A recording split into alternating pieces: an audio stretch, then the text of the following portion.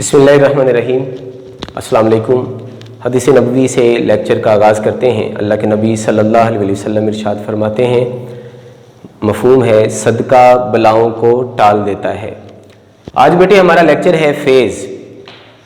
आपने last videos में displacement का फार्मूला पढ़ा है, वेलोसिटी का फार्मूला पढ़ा और एक्सेलरेशन का फार्मूला पढ़ा। इनकी साइन ऑपोजिट है क्योंकि एक्सेलरेशन और डिस्प्लेसमेंट की डायरेक्शन एक दूसरे के ऑपोजिट हैं सिंपल हार्मोनिक मोशन में। आप देखो इन सब रिलेशंस में ये एंगल थीटा पेयर हो रहा है। इस एंगल थीटा को हम फेज कहते हैं। ये जो फेज है ये कोई दो वेक्टर क्वांटिटीज के दरमियान एंगल नहीं है, मतलब वेलोसिटी और डिस्प्लेसमेंट या वेलोसिटी और एक्सेलरेशन या एक्सेलरेशन और डिस्प्लेसमेंट, ये ऐसा कोई एंगल नहीं है, बल्कि ये एंगुलर डिस्प्लेसमेंट है ऐसी बॉडी का जो यूनिफॉर्म स्पीड से सर्कल में मूव कर रही है। तो इसकी हम डेफिनेशन करते हैं, angle theta which specifies the displacement as well as direction of motion of body executing simple harmonic motion. वो एंगल जो हमें ये इंफॉर्मेशन देता है कि बॉडी का डिस्प्लेसमेंट क्या है और उसकी डायरेक्शन ऑफ मोशन क्या है, उसको हम फेज कहते हैं। तो जब लफ्ज फेज आएगा तो आप समझ जाना फेज से मुराद एंगल। अब फर्ज करो ये एक बॉडी है, वो यूनिफॉर्म स्पीड से सर्कल में मूव कर रही है। यहां से अगर मोशन शुरू होती है तो उसका शुरू में फेज 0 है, लेकिन फर्ज करो मोशन यहां से शुरू हो रही है और उसका शुरू में ही एक एंगल बन रहा है फाई, तो इसको हम बोलेंगे इनिशियल फेज, शुरू वाला एंगल। टी टाइम के बाद फर्ज करो ये बॉडी यहां से यहां आ गई है तो उसका फेज बन गया ओमेगा टी। अब इसका जो टोटल फेज है, टोटल एंगल, वो बनेगा ओमेगा टी प्लस फाई। इसमें फाई शुरू वाला फेज है और ओमेगा टी जो टी टाइम के अंदर उसने एंगुलर डिस्प्लेसमेंट कवर किया, यानी टी टाइम के अंदर जो उसका फेज है, तो ये उसका टोटल फेज बन गया ओमेगा टी प्लस फाई। अब यही फार्मूलाज हमारे क्या बन जाएंगे, थीटा की जगह आ जाएगा ओमेगा टी प्लस फाई। अब हम 4 केस यहाँ पे डिस्कस करते हैं। इनिशियल फेज 0 हो, जिसका मतलब बॉडी यहां से स्टार्ट ले रही है, ठीक है। जब टाइम 0 किया तो बॉडी यहां थी, मतलब बॉडी मीन पोजीशन से मोशन शुरू कर रही है, प्रोजेक्शन की मोशन। और अगर इनिशियल फेज 90 है तो इसका मतलब यहां बॉडी एक्सट्रीम पोजीशन से मोशन का स्टार्ट कर रही है। अगर इनिशियल फेज 180 है, अभी मोशन यहां से शुरू हो रही है, मतलब अभी भी मीन पोजीशन से शुरू हो रही है बट ऑपोजिट डायरेक्शन में। और अगर इनिशियल फेज 270 है तो मोशन एक्सट्रीम से शुरू हो रही है, लेकिन अब राइट एक्सट्रीम की बजाय लेफ्ट से या लेफ्ट की बजाय राइट एक्सट्रीम से शुरू हो रही है। अब इन फार्मूलाज को सिंप्लीफाई करने के लिए पहले आप 2 रूल्स समझ लो। अगर एंगल के अंदर 90 या 270 ऐड हो जाए तो आपने साइन फंक्शन को कॉज फंक्शन बना देना है और कॉज फंक्शन को साइन फंक्शन बना देना है। तो अगर एंगल 0 या 180 ऐड हो तो फिर हमने साइन या कॉज फंक्शन को चेंज नहीं करना। ये पहला रूल है। दूसरा रूल, आपने जो साइन है पॉजिटिव या नेगेटिव सिंबल को चेंज करना है कि नहीं करना, वो डिसाइड करेंगे क्वाड्रेंट। आपने पहले देखना है कि वो जो फार्मूला लिखा हुआ है वो किस क्वाड्रेंट के अंदर है, फिर उस क्वाड्रेंट के अंदर उसकी वैल्यू पॉजिटिव होगी या नेगेटिव होगी। अगर तो फर्स्ट क्वाड्रेंट होगा तो इसमें सबकी वैल्यूज पॉजिटिव होंगी। अगर सेकंड क्वाड्रेंट है तो इसमें सिर्फ साइन की वैल्यू पॉजिटिव होगी, थर्ड में सिर्फ tan की वैल्यू पॉजिटिव होगी और फोर्थ में सिर्फ cos की वैल्यू पॉजिटिव होगी। अब हम इसी रूल को अप्लाई करके इन इक्वेशंस को सिंप्लीफाई करते हैं। तो पहले हमारी इक्वेशन बनी x naught sine of omega t. तो आप देखो यहाँ पे 90 भी नहीं है, 270 भी नहीं है, तो साइन ही रहेगा। अब इसकी वैल्यू पॉजिटिव होगी या नेगेटिव, अब क्योंकि ये फर्स्ट में है, फर्स्ट में सब पॉजिटिव होंगे तो ये भी पॉजिटिव आएगा। इसी तरह ये कॉज वाली बात करें, इसमें कितना एंगल ऐड हो रहा है, 0, हम फंक्शन को चेंज नहीं करेंगे। अब ये फर्स्ट क्वाड्रेंट में तो फर्स्ट में कॉज भी पॉजिटिव है, वैसे ही रहेगा। इधर एंगल कितना ऐड हो रहा है, 0, हम फंक्शन को चेंज नहीं करेंगे। और ये क्योंकि फर्स्ट क्वाड्रेंट में है तो साइन पॉजिटिव है, इस नेगेटिव की वजह से ये वही फंक्शन दोबारा आ गया। इसको देखते हैं, इसमें इनिशियल फेज कितना है, 90। आप देखो 90 ऐड होने की वजह से साइन क्या बन जाएगा, कॉज। अब जरा देखते हैं कि ये पॉजिटिव होगा कि नेगेटिव। ये कौन सा क्वाड्रेंट है, 90 से एंगल ज्यादा है, तो अगर एंगल 90 से ज्यादा है तो ये सेकंड क्वाड्रेंट हो गया।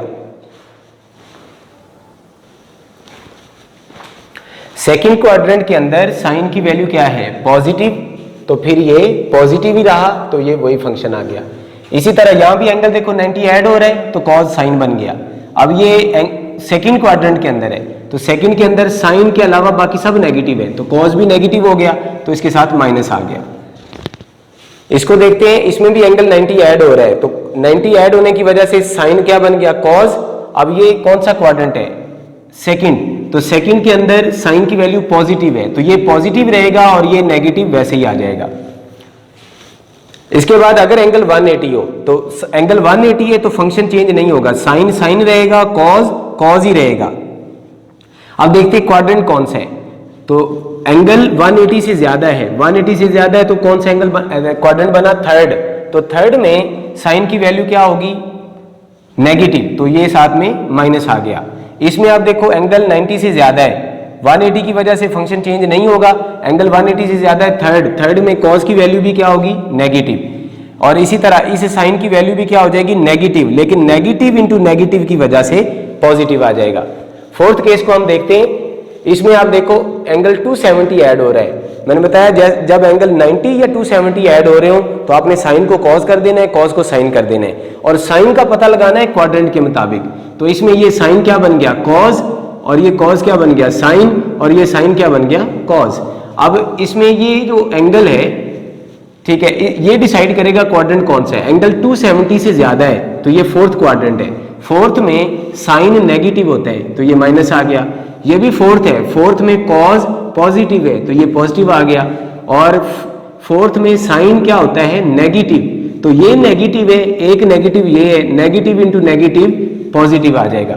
तो इस तरह आप इनकी वैल्यूज फाइंड कर सकते हैं। अब यहाँ पर आपको क्वेश्चन किस तरह के वो ज्यादातर देता है, आपको वो इनिशियल फेज बता देता है या ये बता देता है कि बॉडी की मोशन कहाँ से स्टार्ट हो रही है, तो आप उससे डिस्प्लेसमेंट, वेलोसिटी और एक्सेलरेशन के फार्मूलाज का गैस लगाते हैं, या वो आपको इनका कोई फार्मूला बता देता है और इससे आप इनिशियल फेज का गैस लगाते हैं। इस तरह के एक तो क्वेश्चन याद रखिएगा। अगर मैं एक इक्वेशन इस तरह से लिख दूं, x naught sine of 10 sine of 2t plus 90 degree, तो इस इक्वेशन का मतलब है ये मैक्सिमम डिस्प्लेसमेंट है यानी एम्पलीट्यूड, जो टाइम के साथ चीज आ रही है वो ओमेगा है यानी एंगुलर फ्रीक्वेंसी, और जो ये चीज ऐड हो रही है दैट इज इनिशियल फेज। और अगर फर्ज करो आपने इसको सिंप्लीफाई करना हो तो आप देखो ये एंगल 90 ऐड हो रहा है, तो 90 की वजह से साइन क्या बन जाएगा, कॉस, और ये क्वाड्रेंट बन रहा है सेकंड, तो सेकंड में साइन की वैल्यू क्या होती है, पॉजिटिव, तो ये पॉजिटिव का पॉजिटिव ही रहेगा। तो इस तरह के सवाल आपको समझ आ गए होंगे। अब आप देखो सबके अंदर ये फार्मूलाज में साइन या कॉज अपेयर हो रहे हैं, तो सबसे पहले डिस्प्लेसमेंट का ग्राफ देखते हैं। जब एंगल 0 होगा, साइन की वैल्यू 0 तो डिस्प्लेसमेंट भी 0 होगा, तो डिस्प्लेसमेंट का ग्राफ इस तरह से बनेगा, 0 पे 0। और वेलोसिटी के फार्मूले में आप देखो cos थीटा है, तो जब एंगल 0 होगा cos की वैल्यू मैक्सिमम होगी, तो वेलोसिटी का ग्राफ मैक्सिमम से स्टार्ट होगा, इस तरह का बनेगा। और डिस्प्लेसमेंट और एक्सेलरेशन, क्योंकि दोनों की साइन एक दूसरे की ऑपोजिट है, जब ये पॉजिटिव होगा तो ये नेगेटिव होगा, तो जब भी x की वैल्यूज पॉजिटिव है, a की वैल्यूज नेगेटिव है, और जब a की वैल्यू पॉजिटिव है, x की वैल्यूज नेगेटिव है, एंड सो ऑन। मैंने इनको वेक्टर डायग्राम से रिप्रेजेंट किया है। डिस्प्लेसमेंट, ये वेलोसिटी, उसका डिस्प्लेसमेंट का इनिशियल फेज 0 है, इसका 90 है और इसका 180 है। तो अगर आपसे कोई भी वो सवाल पूछता है कि what is the phase difference between acceleration and velocity, velocity and acceleration, या एक्सेलरेशन एंड डिस्प्लेसमेंट, तो आप इस डायग्राम की मदद से सॉल्व कर सकते हैं। डिस्प्लेसमेंट और वेलोसिटी में 90 का फेज डिफरेंस है, वेलोसिटी और एक्सेलरेशन में भी 90 का फेज डिफरेंस है, डिस्प्लेसमेंट और एक्सेलरेशन में 180 का फेज डिफरेंस है। Thank you so much. Allah Hafiz.